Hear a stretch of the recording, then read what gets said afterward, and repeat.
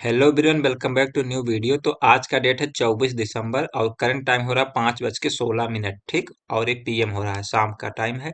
तो देखेंगे आज जो पोजीशन बनाया गया था वो कहाँ बनाया गया, किस बेस पे बनाया गया। ठीक, सबसे पहले देखेंगे मार्केट ओपन हुआ। मार्केट ओपन होने के बाद एक डाउनफॉल दिखाया और यहाँ पर सपोर्ट बना के मार्केट ऊपर जाने लगा। जब मार्केट ऊपर जाने लगा, कहाँ तक जा सकता था अगर इसको गिरना होता तो देखिए, एक मैंने बताया हुआ है आपको कि अगर मार्केट कहीं से गिर रहा है और पूरा रिकवर कर जाए तो इसका मतलब मार्केट में स्ट्रेंथ है, वो ऊपर और जा सकता है।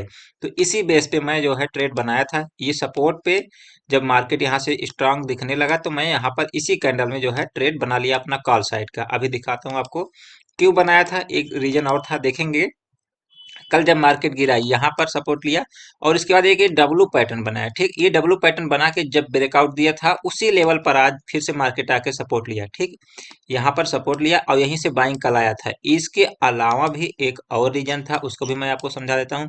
ध्यान से देखेंगे अगर आप लोग निफ्टी में, तो एक ये ट्रेंड लाइन भी आ रहा था। ठीक, ये ट्रेंड लाइन आपको दिखेगा।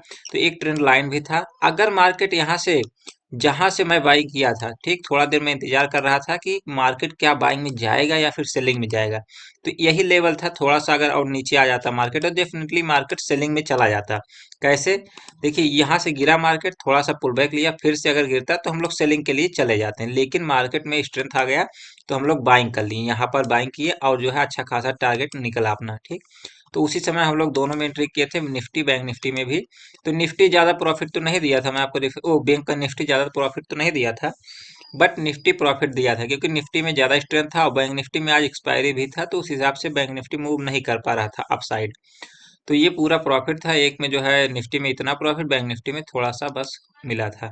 तो ये ट्रेड का लॉजिक था। लॉजिक मैंने आपको समझा दिया किस बेस पे किया गया था। बस इसी बेस पे एंट्री था कि यहाँ पर बायर हो सकते हैं।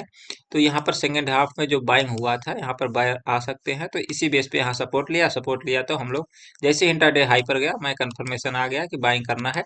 और 20 पॉइंट का अपना स्टॉप लॉस था और टारगेट जो है लगभग 40-50 पॉइंट का ले लेते हैं हम लोग, उससे ज़्यादा वेट नहीं करते हैं।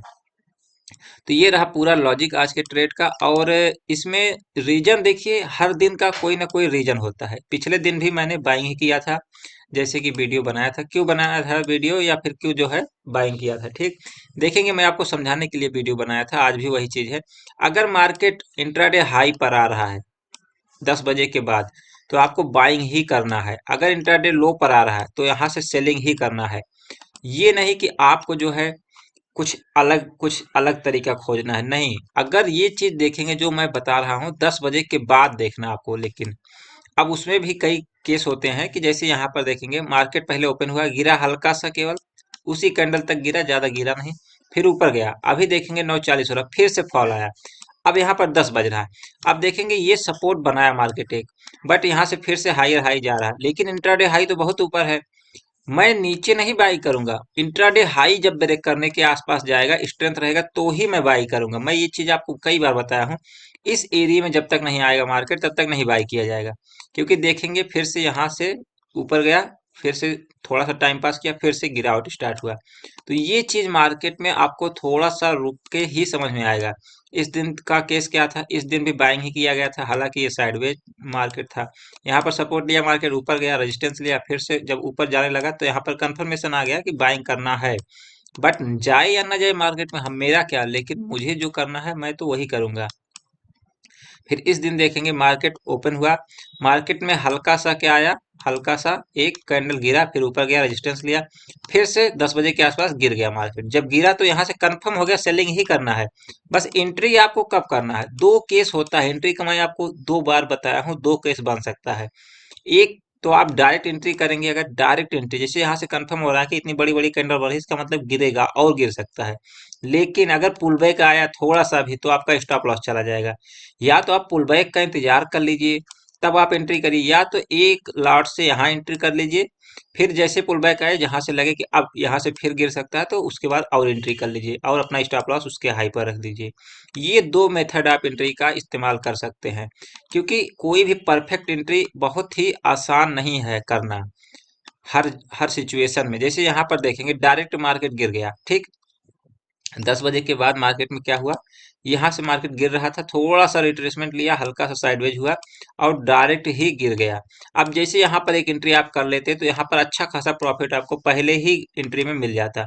हालांकि पुल बैक भी आया, पुल बैक के बाद भी आप एंट्री कर सकते थे, पुल बैक आया फिर से गिरने लगा तो यहाँ पर आप फिर से एंट्री कर सकते थे। तो 2 बार एंट्री हो सकता है या फिर एक ही ट्रेड में 2 बार एंट्री आप कर सकते हैं। जैसे यहाँ पर देखेंगे, मैं हर दिन का केस समझा सकता हूँ आपको। एक गिरा, मार्केट ऊपर गया, अब यहाँ पर अभी तो क्लियर हो रहा था कि यहाँ से कि मार्केट ऊपर निकल जाए, लेकिन मैं वही बताऊंगा ना कि सीधे नहीं बाई करना है, कम से कम पुल बैक आए। अब ये पुल बैक आया, देखिए पुल बैक आया ना, अब फिर से ऊपर जाएगा तो इंट्राडे हाई फिर से ब्रेक करेगा तो हम लोग को लेना है, वहां से 20 पॉइंट का स्टॉप लॉस लगाना है। हिट हो जाए तो हिट हो जाए, कोई टेंशन वाली बात नहीं।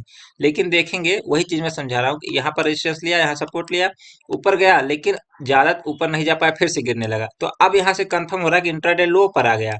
इंट्राडे लो पर आ गया तो सेलिंग ही करना है, अब बाइंग के लिए सोचना ही नहीं है। तो जब सेलिंग करना, कहाँ पे करना, देखिए यहाँ पर भी एंट्री कर सकते थे, क्योंकि पुल बैक आएगा ही आएगा थोड़ा बहुत। तो पुल बैक आया, फिर से जब कंफर्म हुआ तो और एंट्री यहाँ पर किया जा सकता था। तो कुल मिला जुला के इसी एरिया में आपको एंट्री करना था और अच्छा खासा टारगेट आपको मिला। तो ये केस जो है ना, धीरे धीरे आप समझ जाएंगे, जैसे मैं समझाता हूँ, डेली ही समझा देता हूँ।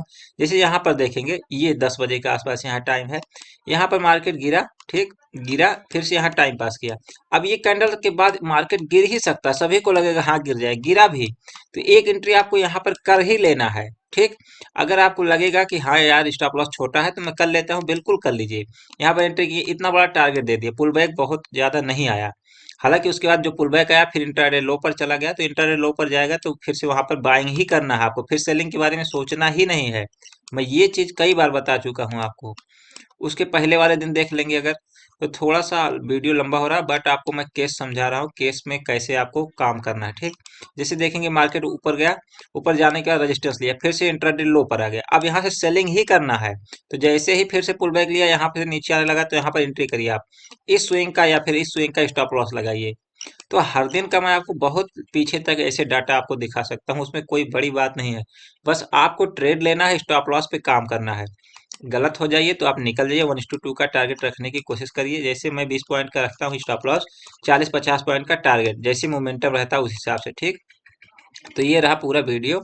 तो मिलते हैं फिर नेक्स्ट डे, तब तक के लिए देखते रहिए।